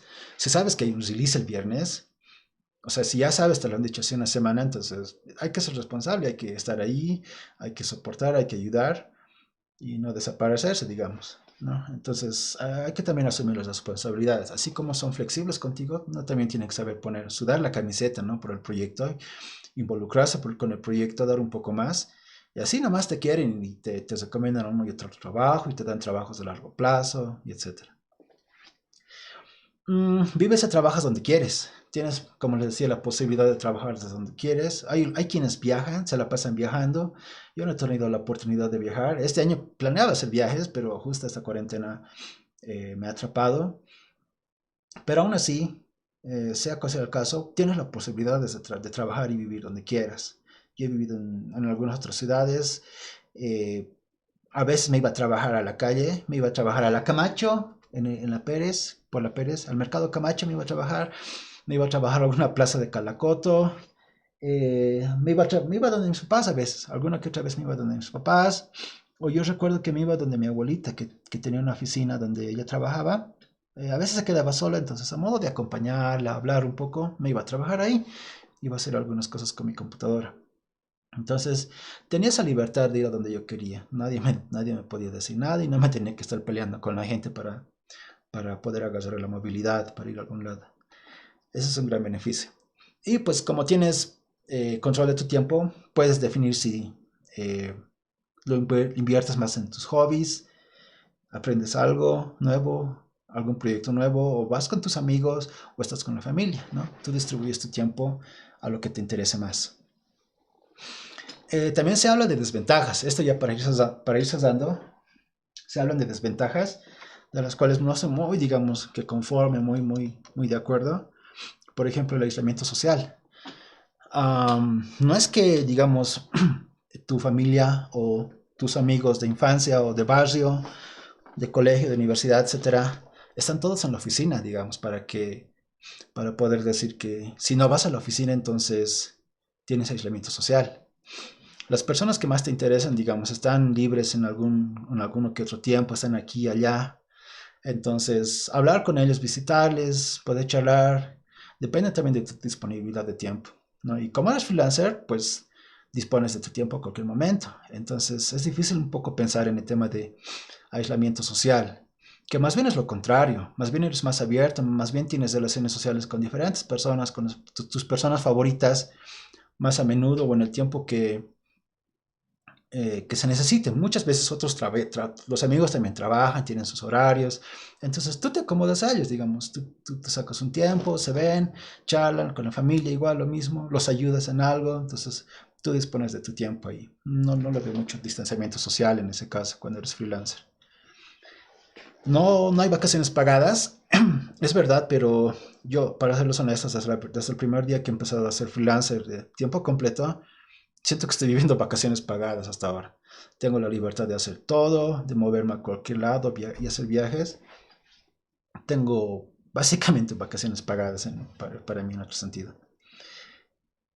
Falta de un seguro médico y de seguro social y hasta trabajo en exceso puede ser debatible hasta cierto punto. Personalmente no me siento muy seguro, digamos, haciendo contribuciones para seguros de salud. Incluso no estoy muy conforme con el tema de cómo se maneja el dinero en las AFPs en nuestro país. Eh, digamos, no estoy, preferiría, digamos, mantener al margen del tema del seguro médico, seguro social. No es como no lo veo como una desventaja o algo que pierdo al ser freelancer. La verdad no veo mucho beneficio en esa parte. Y trabajo en exceso también puede ser debatible, como les decía al principio, en realidad depende de uno, cuánto quisiera llegar a ganar, cuánto quisiera llegar a aprender o a conocer, uno se pone los límites. uno fácilmente puede llegar a trabajar en exceso. Eso es súper fácil y me ha tocado muchas veces en las que he trabajado en exceso, he trabajado mucho, hasta ya me he llegado a estresar y he dicho, ah, ya, pararé de trabajar, hablaré y diré que voy a parar. Entonces ya me daba cuenta, digamos, cuando hacía muchas cosas y cuando debería poder controlar ese trabajo en exceso. Depende mucho de uno, hasta qué nivel, hasta qué punto uno quisiera llegar a trabajar. Y pues espero que les haya gustado la charla. Básicamente ha sido todas mis etapas en las que me he ido tocando como freelancer. Y para serles honestos, me gustaría decirles que era algo que al principio lo veía muy lejano, muy difícil, muy complicado, hasta como una ilusión, tal vez como un sueño, poder trabajar desde casa sin que nadie me diga nada, tener un buen sueldo. Y pues ahora puedo decir que he llegado a cumplir todo eso. He llegado incluso a exceder las expectativas que tenía. Estoy muy conforme ahora de que he podido llegar. La mayoría de los objetivos que he ido cumpliendo, que me lo he ido proponiendo y he ido cumpliendo, estoy muy conforme con eso. Todavía hay algún par de cosas que quisiera mejorar, que quisiera hacer, pero viendo mi trayecto, más o menos, estoy súper tranquilo y súper feliz de haber tenido paciencia y perseverancia y poder haber llegado a algo que me interesaba mucho al principio y que ahora estoy ahí. Y con eso les animo a que todos puedan, igual, si tienen algún proyecto o ya han logrado algo, o están interesados en emprender algo, tener siempre paciencia y perseverancia y meterle pilas, ¿no? Desde el principio. Y también saber disfrutar del éxito, saber disfrutar de los resultados, ¿no? De lo que has logrado y de lo que has conseguido, que es también muy importante. Entonces les animo a todos a que puedan igual tener paciencia, ser perseverantes, que puedan emprender sus proyectos. Si se animan a ser freelancers, genial. Aprendes mucho, conoces mucho. Y pues bueno, espero que les haya gustado la charla, muchachos. Eh, si tienen alguna pregunta, pueden empezar a mandarme chats. Aunque aquí ya tengo algo. Déjenme ver. Puedo empezar a responder esto. Pero pueden en el tiempo empezar a mandar chats o preguntas y vamos a ir viendo de responder. A ver. Mensaje largo. ¿Qué tanto peso te da tener una certificación para una empresa de afuera? Por ejemplo, AWS. Es en lo que justamente estoy actualmente. Estoy viendo que muchos te piden que tengas una certificación. Y hay muchos casos en los que prefieren tener a alguien que tenga una certificación. Como sabemos, la certificación no necesariamente te vuelve un mago, pero le da confianza al cliente. Que tengas una certificación por un certificador bien popular, bien conocido, le da más confianza. Entonces, sí, vale la pena. Yo no era muy fanático tampoco de las certificaciones, pero veo que es nomás necesario, se necesita. Así tienes más confianza con los clientes. Es nomás requerido, especialmente para afuera. Jaime Rocha, empecé como freelancer hace poco, pero sufro mucho con el tema de los rates que manejan los americanos, ya que al pagarte por horas no tengo muchas opciones de tomar vacaciones, o a veces, bueno, a veces tengo que calcular mi sueldo total de acuerdo a un mínimo de días por mes. En cambio, encontré empresas en Bolivia que hacen outsourcing, pero optan con la opción de trabajos remoto y en oficina. Solo que vi muchos empresarios tienen miedo de llevar una mala reputación si un trabajador le falla su internet o no se conecta al cliente cuando lo requiere. ¿Cómo podrías cambiar esto en Bolivia si tuvieras la oportunidad de ser emprendedor? Pues ese tema del outsourcing es algo con lo que siempre he estado muy en contra. No me gusta mucho ese modelo en el que contratas ingenieros, tú cobras al cliente y le das una partecita. Y para ser honesto, una partecita al ingeniero, al que hace en realidad el trabajo. Me han comentado y también he pensado seriamente en poder abrir una empresa, de hacer lo mismo, de poder contratar ingenieros y buscar clientes, ya que tengan un poco de conocimiento en esa área. Incluso estaba acercándome, no necesitas una cuenta bancaria en Estados Unidos, una simple, abrir un LLC, una compañía LLC, que es súper fácil, lo haces con un abogado online. No es nada difícil poder abrir una empresa remotamente en Estados Unidos y empezar a buscar clientes. Pero la verdad, siendo honestos, no me gusta mucho ese modelo de negocios, desde bajarle un porcentaje al ingeniero al que hace el trabajo. Yo ya he pasado por eso, entonces preferiría no hacer eso. Más bien buscarme un trabajo independientemente y pues como decía al principio, cobrar lo que debería ser, ¿no? En base, no contando el tema de si soy de Bolivia o no, si me van a dar más horas de trabajo o no, no, simplemente poner un rate y bueno, pues, encontrar el cliente. Clientes hay muchos, hay diferentes eh, lugares donde uno puede encontrar un trabajo, ¿no? Diferentes opciones. En cuanto a opciones de préstamo de banco, no puedes optar a tomarlo ya que el banco te exige estar en una empresa establecida en Bolivia al menos 6 meses. Y si estás como independiente necesitas 2 años, por lo que averiguan algunos bancos. ¿Qué tan factible sería el tema del ahorro de acuerdo al salario como freelancer? Quiero decir, ¿es factible que puedas ganar al nivel de alguien de otro país? Sí, sí, sí, como les decía, el tema del freelancer y este tema de la globalización te permite poder ganar mucho más, ¿no? Pero por otro lado, no necesitarías prestarte dinero del banco si te va bien. Mucho mejor no prestarse dinero del banco. Yo he tenido malas experiencias prestándome préstamos de consumos y cosas simples en los que he terminado pagando más. Y ya sea que trabajes para afuera o seas consultor independiente, sí, siempre tienes la posibilidad de prestarte del banco, pero como dices, tienes esos requerimientos, ¿no? Tener antigüedad en el rubro que estés trabajando, ya sea si eres independiente o dependiente. Tienes que tener cierta antigüedad, tienes que tener tus papeles de fiscales al día para que puedas acceder a un préstamo. Pero la verdad no es necesario, a menos que quieras comprarte una casa urgentemente o quieras invertir en algo, tienes que nomás acceder al banco. ¿No? En algunos casos, hacer relaciones con el banco es la mejor opción que uno puede hacer para tener buenos negocios, digamos, ¿no? Si para uno que, digamos, es un poco más ambicioso. Si ganaste por Upwork, entonces, ¿cómo hiciste para el tema del pago? Ellos no te pagan con transferencias del banco, por lo que sé. Upwork te da diferentes opciones para poder pagar. Y no les he mencionado, Upwork era mi plataforma principal de trabajo, pero ahora estoy empezando una nueva vida con TopTal. Estoy empezando con TopTal, es una empresa más dedicada más a especializaciones. No es como el base chino, como les decía de Upwork, que tienes opciones para todo. TopTal es un poco más dirigido y más especializado, es un poco más serio, más delicado. Tienes muchas mejores opciones y prestaciones. Y en cuanto al tema de los pagos, típicamente la mayoría de estos sitios que hacen son plataformas para freelancers, porque hay un montón, te permiten hacer transferencias en diferentes formas, ¿no? Ya te hacen giros bancarios, algunos te cobran más, otros menos, o usan servicios como PayPal o servicios como Payoneer, donde tienes tu dinero en una billetera virtual, de la cual también puedes hacer giros a los bancos. Es bien abierto en esa parte, Jaime.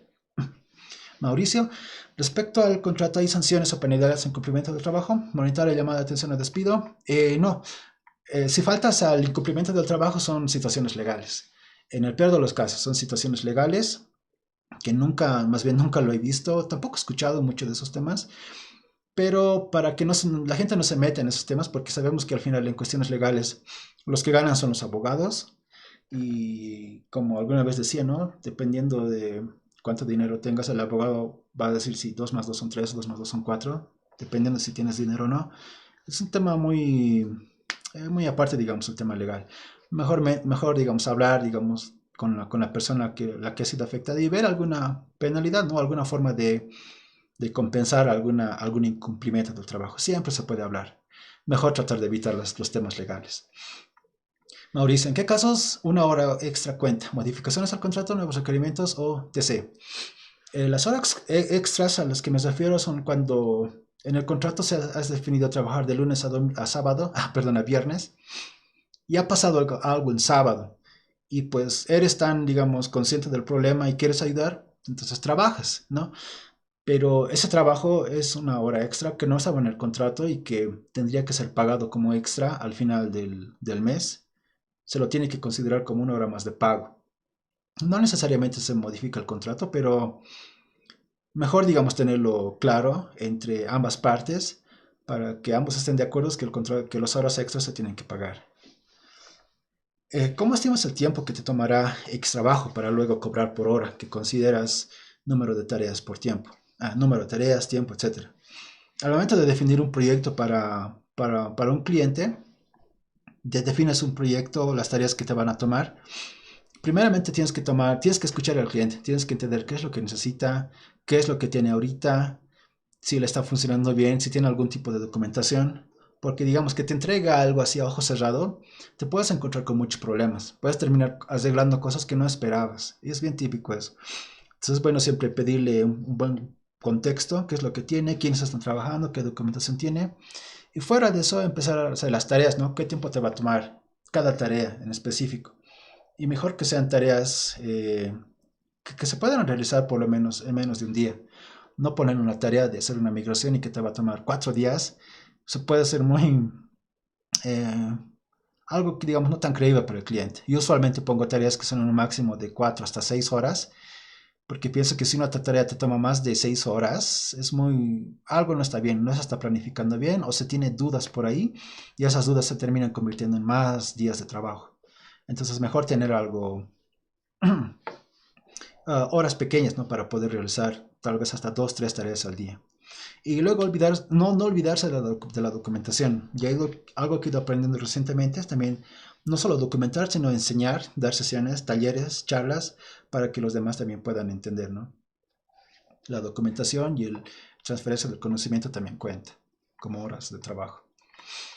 Hay cronogramas de visión semanal, mensual, dependiendo, sí. Hay clientes de pequeñas startups que se reúnen simplemente cada semana. Entonces está bien mandarles un reporte, digamos, de lo que has estado haciendo, ¿no? Y decirles si les cuesta esto. O si estás trabajando por Upwork, ya Upwork te controla, digamos, el escritorio, te toma screenshots. O si has decidido no hacerlo eso, entonces registrar tus horas manualmente. De alguna u otra forma, tienes que mandarle al cliente las cosas que has hecho para tener una buena solución, sobre todo. Yo me acuerdo que llenaba spreadsheets en Google y solo mandaba eso. El cliente era muy, muy ameno, muy amigable y solo me decía, ¿cuánto te debo? Así al final de mes. Cada mes me decía eso. Y yo, para no ser tan mala persona, no mandarle un número nada más, le mandaba mi spreadsheet y el detalle de las tareas en las que había trabajado y el precio final de lo que debería mandarme. ¿Alguna vez no te pagaron por el trabajo que hiciste? ¿Cómo lo resolviste? Eh, sí, alguna vez no me han pagado por el trabajo, pero ha sido por mala decisión mía. Como por ejemplo no considerar las horas extras. En algún caso considerar que yo he hecho algo mal y he tenido que trabajar extra para arreglar aquello que he hecho mal. Eh, Ha sido simplemente experiencia. En el futuro ya sabía que debería, como les decía, saber cobrar las horas extras. Y si he hecho algo mal, entonces tratar de no hacer las cosas mal otra vez. O si lo he hecho mal porque no era mi culpa, entonces ver, digamos, cómo podríamos hacer para que estas cosas no vuelvan a pasar. Pero más bien nunca me he peleado con mi cliente como para decirle, hey, aquí está el trabajo, me tienes que pagar, a que él no me quiere pagar y tenemos problemas ahí. Más bien nunca me ha tocado un problema así. ¿Qué países te pagan más o es más fácil negociar? Mm, yo he notado que con países de Europa es un poco más fácil de negociar. Son más abiertos, más flexibles, incluso con personas de Latinoamérica. Son muy abiertos, son muy flexibles para negociar. Pero los que te pagan más obviamente están en California, Estados Unidos. Hay también otras regiones, ¿no? Texas, incluso de Canadá también. Pero los que pagaban más son los de en California, que es donde hay más movimiento económico. ¿Cómo es la firma del contrato? Escanear el documento. En un principio yo imprimía el documento, lo firmaba y lo mandaba, lo escaneaba y lo mandaba. Pero con DocuSign.com, por ejemplo, es una plataforma para manejar documentos digitales. No tienes que hacer eso. Te llega la invitación por correo, abres el documento, lo firmas, llenas tus datos y ya está, firmado el documento digitalmente. Simplemente eso ya tiene una validez legal. Wow, Mauricio. ¿Cuáles crees que son las secciones esenciales en un currículum vitae? Datos personales, experiencia. Es el pitch, es decir, el cómo te vendes, al hablar en tercera persona de ti. Yo soy tal persona que he estado trabajando en tal ambiente, en tal industria, con estos clientes, tengo experiencia. No necesariamente especificas tus detalles técnicos al principio, pero sí en general, ¿no? Porque al general, a la primera vista, no es que el recruiter va a empezar a leer que si sabes Jenkins o si sabes PHP. De hecho, no vas a saber ni qué es PHP tal vez, pero va a empezar a entender un poco de la industria y el tipo de clientes, el tipo de experiencia que has tenido trabajando como freelancer. Entonces, es un poco hablar más a alto nivel y ya, digamos, al final mencionarle un poco de tus skills específicos, ¿no? En qué herramientas tienes experiencia. Algunos te piden, ¿no? ¿Cuántos años de experiencia tienes en tal herramienta? Entonces, tratar un poco de mencionar esos detalles, qué tan complejo, qué tanto nivel conoces una herramienta, ¿no? Y al final las experiencias de trabajo, ¿no? Que digamos solamente sirve como una referencia visual, tampoco es que los van a contactar a esas experiencias, pero cuenta más tu alto nivel, el overview de tu experiencia y los skills. Trabajando para empresas en Bolivia, ¿cuál crees que es el porcentaje de mejora salarial que has tenido trabajando como freelancer? ¿Has duplicado, triplicado? Eh, Puede ser una pregunta muy abierta, ¿no? Uno, tal vez yo he tenido la mala suerte de ganar poco, tal vez todos ganaban más que yo, pero no sé, he debido duplicar hasta triplicar mi salario. La verdad no he hecho esos cálculos, pero te digo que me he olvidado de hacer préstamos, me he olvidado de preocuparme del dinero. Es un tema muy controlado, digamos. No es una preocupación para nada. Tengo una total libertad financiera hoy en día. No debo nada a nadie. Más bien presto. Hola, ¿cómo hace para el cargo de seguro médico dentro para la jubilación? Ahí tienes que ver, digamos, si, cómo podías contribuir tú mismo, si quisieras contribuir, dependiendo del tipo de NIT que hayas sacado. En algunos te obligan, te piden que hagas tus aportes, y en otro tipo de NITs es opcional, depende de ti si quieres hacer las contribuciones o no. Yo la verdad preferiría mucho tener mi dinero ahorrado bajo el colchón, que esté en manos de otras personas que hacen el manejo no transparente del dinero. ¿Conoces a otros bolivianos que hacen freelancers? Sí, sí, hay un montón de personas de Bolivia que hacen freelancers. De hecho, en la misma plataforma de Upwork hay mucha gente que ha ganado mucho más dinero que yo, tiene mucha más reputación. Y eso es lo que también me ha animado más a mí a ser más competitivo con mi trabajo. Hay un montón de personas que se dedican al freelancing. Más y más, no solo en Bolivia, sino en otros países también. ¿Cómo realizan los pagos? ¿Te depositan cuentas en Bolivia? Algunos sí, me depositan directamente a mi cuenta bancaria. En otros casos prefiero que lo hagan por Payoneer. Nunca he usado PayPal, pero tienes esas diferentes opciones. ¿Alguna vez te sentiste sin ideas, sin saber dónde empezar? ¿Cómo te diste cuenta que ya has logrado algo? Eh, sí, bueno, algunas veces sí me sentía sin ideas, en el sentido de que estaba contra la pared, digamos, sin poder progresar mucho. Y es cuando, digamos, me ponía a pensar, ¿no? Algo no está funcionando bien, estaré en mi zona de confort, necesito buscar alguna otra alternativa. Y eso es lo genial de ser freelancer, ¿no? Siempre tienes una y otra cosa para ver, uno y otro proyecto para poder emprender, ya sea personal o algún otro tipo de cliente. Entonces, siempre estás ocupado, siempre estás entretenido con eso. Siempre tienes esa posibilidad de empezar algo nuevo o algo desde cero, ¿no? No te quedes estancado ahí con un contrato que, digamos, no te permite hacer nada. Tienes esa flexibilidad. Y te sientes que has logrado algo cuando estás satisfecho, estás tranquilo con la vida que tienes, ¿no? Estás conforme, no tienes problemas, siempre tienes la posibilidad de reinventarte, de crecer, de ser competitivo. Entonces, es esa sensación de más o menos de disfrutar, digamos, lo que estás triunfando. Como freelancer, ¿sigues o eres afín a algún tipo de marco de trabajo tipo Scrum? Sí, como te tocan diferentes tipos de clientes, Gonzalo, ya sean startups pequeños o proyectos grandes, tienes que adaptarte a la cultura que ellos tienen, a la forma de trabajos que ellos tienen. Hay quienes se reúnen una o dos veces a la semana, otros que se reúnen diariamente. No, me ha tocado a veces en los que los meetings llegaron a cubrir más de media hora porque había un montón de gente ahí, pero nada que digamos no se pueda resolver hablando, mejorando la forma de trabajo, pero sí, tipos de trabajos extraños en algunos casos, pero a los que te tienes que ir adaptando, ¿no? ¿Algún ejemplo de trabajo de 2 o 3 horas que has hecho? Sí, armar un pipeline en GitLab, no, perdón, en Bitbucket.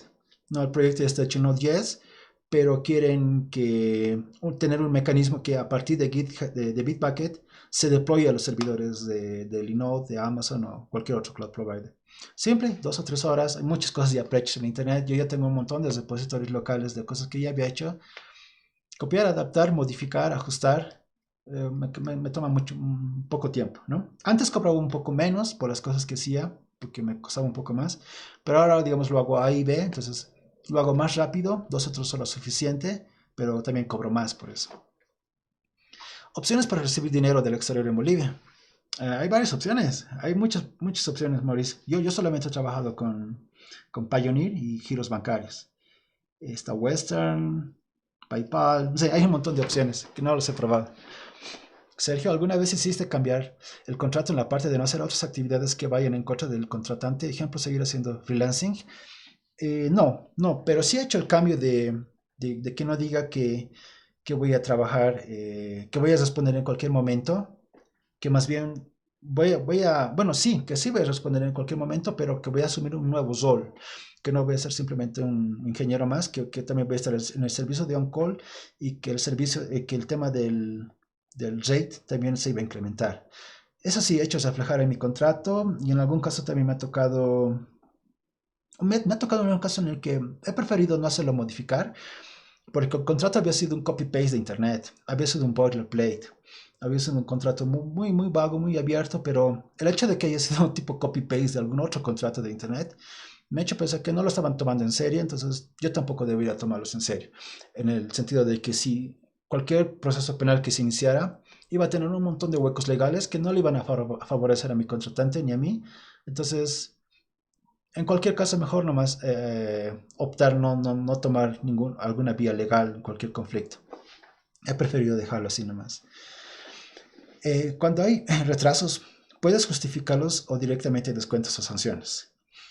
Mm, Más bien nunca he tenido sanciones ni descuentos, pero sé que hay casos, bueno, sí se puede justificar, sí se puede hablar, pero siempre no teniendo un poco de anticipación y poner una buena excusa de por qué no has podido cumplir un deadline. Pero sí he visto otros casos en los que hay clientes que no pagaban a los freelancers y se hacían problemas y se daban malas estrellitas o en el tema de Upwork, por ejemplo, que Upwork ha tenido que mediar para ver la resolución entre el cliente y el freelancer. Hay casos que ha ocurrido eso. Y por eso es muy importante al principio escuchar al cliente y saber qué es lo que exactamente quiere y tratar de sacar información. Como les decía, toca, ¿no? Casos en los que el cliente tenía un proyecto en el que tú has asumido o te has imaginado que está de tal forma y al final has tenido que hacer una y otra cosa para hacer funcionar su proyecto porque no había estado como vos has creído y te ha terminado tomando más tiempo y no has podido cumplir el deadline. No porque has calculado mal, sino porque has asumido mal, ¿sí? No has obtenido los suficientes requerimientos de entrada del proyecto. En esos casos sí son fregaditos. Hay casos en los que no se pagan. Yo he tenido un caso particular en el que no es que no me han pagado, pero era un proyecto de 3 fases. Parte primera del proyecto era trabajar con containers. Me acuerdo que lo había hecho bien, les había automatizado cosas con contenedores. En la segunda parte ya no he podido avanzar más y es que he tenido que pelearme básicamente con el developer. El developer no me ha contratado, me ha contratado el director de ingeniería, pero el developer era una piedra en el zapato. No quería que se lo toque su código. Y su código estaba mezclado, un montón de PHP que estaba mezclado con cosas de Docker, todo en un solo repositorio y los Docker files por aquí y por allá. No quería que se lo toque, no podía yo automatizar de esa forma. Yo tenía que hacer un continuous integration con eso. Hemos tenido problemas de comunicación, el developer no me ha entendido. Tampoco les he mencionado que en un principio, para proyectos pequeños, típicamente no te toca gente que necesariamente habla bien el inglés. Normalmente sí, la gente habla bien inglés, pero cuando ya son proyectos un poco más grandes, más establecidos. Cuando son proyectos pequeños, te toca gente de, no sé, Portugal, me ha tocado de Costa Rica, mi primer cliente, que no necesariamente hablaban bien el inglés. Entonces, sumado a eso se convierte en otro problema más de comunicación. Y no es que no me han pagado, pero hemos llegado a un acuerdo. Mira, no me entiendo bien con el developer, quiero hacer esto. El developer ha puesto su parte también, su argumento. Entonces, hablando se entendió la gente y hemos podido cerrar el contrato. No hemos avanzado ningún milestone más adelante. De tus trabajos como freelancer, ¿te dan un certificado de trabajo para ponerlo en tu CV, currículum vitae? No, te cuento que no he recibido ningún certificado de trabajo, porque creo que eso va más para el tema de empleado. Cuando eres empleado tienes un derecho a tener un certificado de trabajo para contarlo como experiencia laboral, pero cuando eres consultor es solamente pagos, o sea, aquí está el producto, aquí está la factura y ahí se acaba la historia, no tienes certificados. Bueno, hemos llegado a cubrir todas las preguntas de Question and Answer. Si tenemos una pregunta más. ¿Cuánto tiempo te toma cuando comienzas un nuevo proyecto onboarding, knowledge transfer, etcétera, para poder comenzar a aportar? Sí, es como les decía al principio, en el tema, en la parte de los procesos de entrevistas informales y formales. Lo más rápido que he empezado a trabajar, en mi caso, ha sido con un día, digamos, unas 24 horas en las que he empezado ya a codificar las cosas. En el transcurso de esas 24 horas he hecho la charla con el cliente, la negociación, he tratado de obtenerle un poco más de información para una tarea simple, pero en un día ya tenía, digamos, un trabajo para trabajos de corto plazo.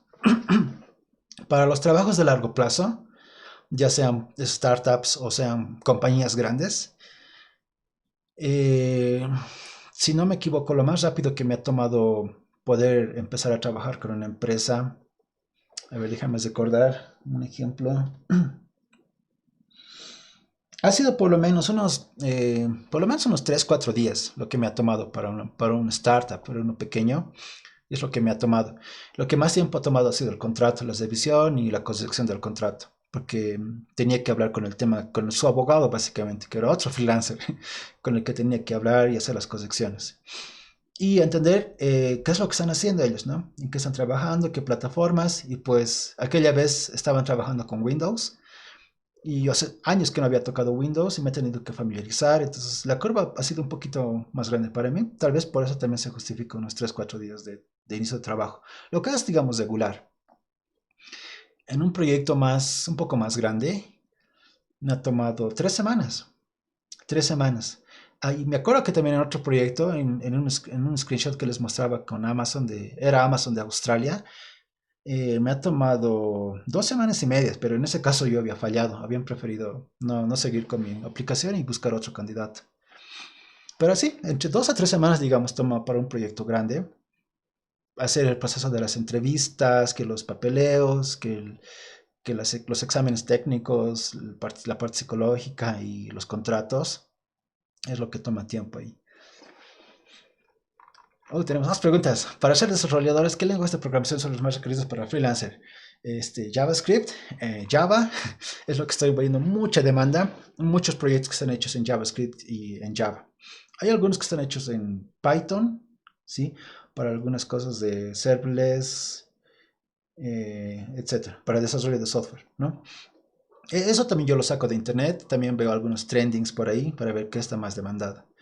En el área de DevOps estoy viendo que hay bastante movimiento con el tema de Data Analytics, los Data Pipelines, Big Data, Machine Learning. Estoy viendo bastante movimiento y pues estoy tratando de salir de mi zona de confort para ver si puedo alcanzar a esas áreas y no quedarme desactualizado o oxidado. ¿En qué áreas crees que se gana más? O al menos por ahora.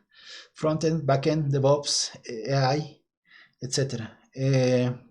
Pienso que que se gana más es en el tema de los data pipelines. Las personas que te pueden agarrar tus datos de modelos relacionales y llevarlos a algo que sea BigQuery o Big Data para hacer un uso eficiente de la cantidad enorme de datos que tienes. Eso estoy viendo que hay bastante demanda, lo he visto en bastantes proyectos, me he quedado un poco al margen. Y igual, viendo por Google, viendo los trendings, veo eso que es lo que más están ganando, al menos por ahora. Antes de eso, sí, DevOps estaba arriba, la gente que hacía infraestructura, automatización estaba arriba, pero los que mencionas, Jonathan, en realidad todos están arriba, frontend, desarrollo de software en realidad. Los que ganan un poco más, digamos, son los que tienen más experiencia y asumen el rol de arquitecto, por ejemplo, o de CTO. Hay emprendimientos que buscan un CTO así para que se haga cargo de varias cosas de ingeniería y que tiene más responsabilidades, ¿no? Hablar con los equipos, dirigir la visión técnica de ingeniería del proyecto, hacerse cargo de buscar los ingenieros adecuados para unirse al proyecto, controlar los requerimientos, estar al tanto de cómo se está moviendo el mercado para que el equipo de desarrollo sea lo suficientemente rápido para responder a cualquier cambio del mercado. Entonces tienen un poco más de responsabilidades los arquitectos. Son los que ganan más en este caso. Bueno, espero entonces que les haya gustado la charla, muchachos. Hemos ido respondiendo varias preguntas. Eh, Como les decía al principio, tengan lo mismo, ¿no? Perseverancia y paciencia, que seguro a muchos les ha funcionado y que a otros que todavía están en su proceso de aprender algo, hacer algo o emprender algo, los animo a que continúen, a que sigan adelante, que puedan disfrutar sus triunfos. Es lo más bonito que se puede hacer, ¿no? Después de esforzarse tanto. Gracias a todos muchachos, gracias por unirse a la charla, gracias por compartir estos minutos de mis experiencias como freelancer, diferentes problemitas, diferentes cositas que he ido aprendiendo, que los he compartido con ustedes. En cualquier caso, esto está siendo grabado y lo voy a compartir en YouTube para que más adelante, digamos, si se animan a preguntar algo, entonces lo hagan. O si alguien no ha podido ver la charla, lo puedo hacer de forma offline. Entonces, eso sería todo, muchachos. Hasta aquí hemos llegado. Espero que les haya gustado la charla. Muchas gracias. Buenas noches a todos. Que tengan una buena noche. Que descansen.